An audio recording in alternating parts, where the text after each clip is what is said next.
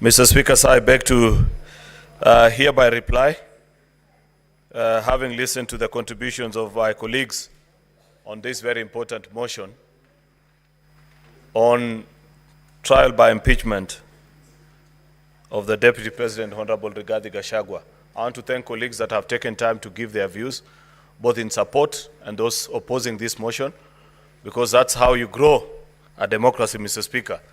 We may not all have to agree on the same subject matter, Mr. Speaker, but the chance to even speak and say what you feel about an issue is an important attribute. Indeed, Mr. Speaker, I agree with the contribution that was made by one of the advocates for the Assembly, that comparing what you are doing today with previously what used to happen, where in the 1 o'clock news, vice presidents will be changed without any notice. And the elaborate process, Mr. Speaker, that we have gone through up to this point is great for our country.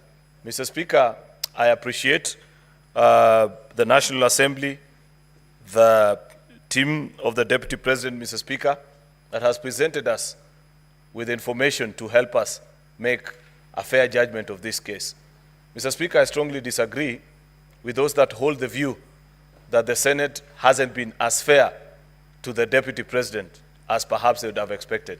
To the best of my knowledge, Mr. Speaker, I think as a House, we did the best that was within our means.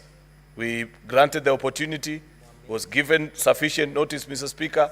It is only in the unfortunate circumstance of this afternoon where he was taken ill, Mr. Speaker, and I'd wish to take this time to extend my message of goodwill to him and wish that he can quickly recover and get on with his other duties, Mr. Speaker, both as a human being and should, whichever way this vote goes, Mr. Speaker, because it's not in my hands, but in the hands of the 67 jury that are here, Mr. Speaker, that he shall continue to thrive.